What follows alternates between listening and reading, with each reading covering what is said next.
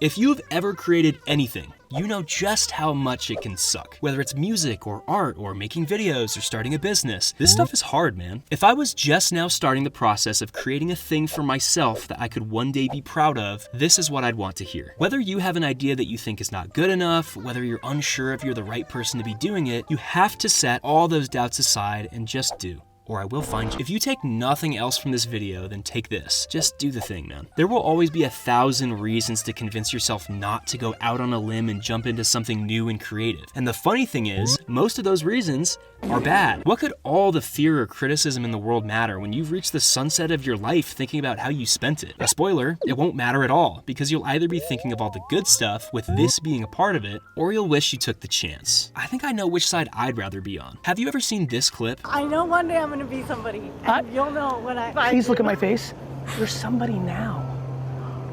Now, I don't know much about Gary Vee or how people on the internet feel about him, but this clip on its own is pretty cool. You're somebody now. And when I hear that, I don't hear it in a you're somebody now type of way. I hear it in a you're somebody now. And to me, there's a big difference there. You are somebody, and someday you won't be. And I think it's really easy to get caught up trying to be somebody when the only thing you actually need to be is somebody. There is no better time to be a person and to do something about it than right now. Right? Things might be a lot different around here if all the mental roadblocks we experience with the unknown, scary stuff like this just went away all of a sudden. Even with all of that said though, of course not every roadblock is mental. I can't speak to the time or money investments in the projects you've had on your mind, but I guarantee there's a way to budget both of those things and take a first step, even if it's a really small one. If you're dying to be a helicopter pilot, for example, but you don't have the time or money to get your license, at the very least you could always watch videos or read up on what it's actually like. You could put a real plan together to eventually find the time and money to take a class or two. I don't really know how helicopter pilot licenses work. And if you're spending time watching this, then you might be able to afford spending some time doing that stuff. No matter the roadblock, just do yourself a favor and take the first step to creating something for yourself. Whether it turns out to be a win or a loss, you'll thank yourself. If you really want to do a creative thing, it has to be a thing that you can work hard at. I know it's a cliche, but if you want to create something that you will be proud of, you're gonna have to be happily willing to grind for a really long time without others knowing or caring. I've put together a short quiz to measure if you're capable of accepting the necessary workload on projects like this. Step 1, do you hate this thing that you're doing? If yes, then stop here. If no, then continue to step 2. Step 2, do you think about doing this thing while engaged with other tasks, like work or maybe driving? If no, then stop here. If yes, congratulations, you do have the capacity to work hard at this thing. I make YouTube videos as an example. Bear with me because I'll make a few examples regarding YouTube, but I promise they apply anywhere. Not so infrequently, I'll catch myself in the shower or something thinking of a video idea that I like so much, I have to repeat it over and over so I don't forget it. Sometimes I'll just burst into the room my wife is in to tell her what my new strategy for titles and thumbnails is for like a good few minutes. This is insane behavior, but making videos is a creative thing that I really care about, and I can't help but think about it and share it when I get the chance. To me, this was a pretty good indicator when I first started making videos that I wouldn't just go through a video making phase. I was in it for the long haul. If I'm caring enough about this project that it infiltrates other parts of my life and I'm happy about it, then I have something I can work hard at without it actually feeling like grueling, intense labor or something. The other part of this is the grind that pretty much nobody is gonna see. If you're a musician, your practice sessions don't involve multiple people applauding you. That happens after you've practiced enough behind closed doors to earn that applause later on. I think it's fairly common nowadays to flaunt a dream without actually putting the effort in.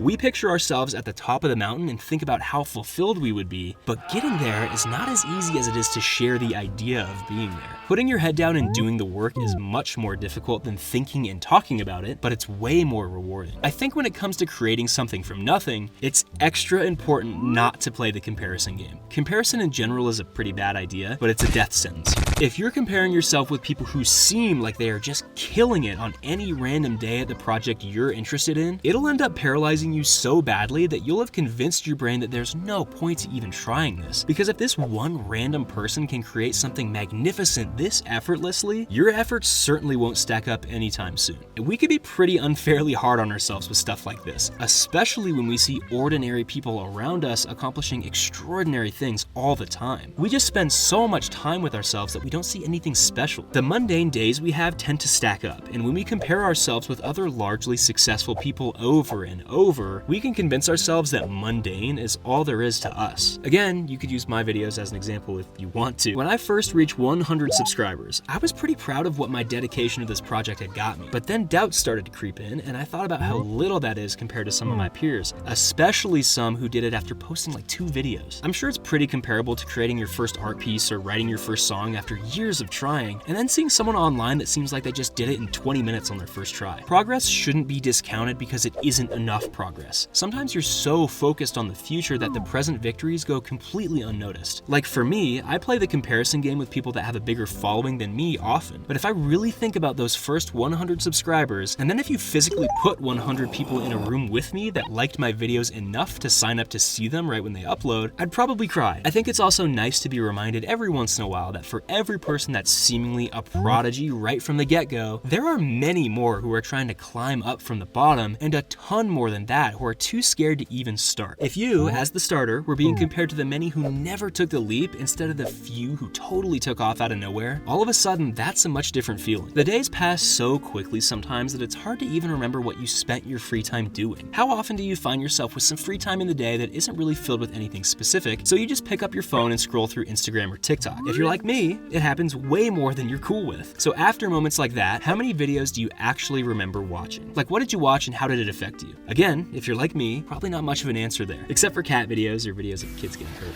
This is so bad for me that even when I have just like an hour between responsibilities, I find it so hard to commit to anything I consider important during that time that I just sit on my phone while I figure out how to spend it. By the time I've decided, I've cut the amount of time I have in half. I get pretty bad decision paralysis, man. If you find some type of project that you can pour yourself into and get better at over time, that activity will just become a log that showcases your hard work and dedication. This is the most gratifying feeling of all. You won't look back at free time spent improving at this creative thing you're passionate about as a waste of time that you can't remember, and in most cases, you can prove it to yourself too. My videos prove to me that I am not wasting it.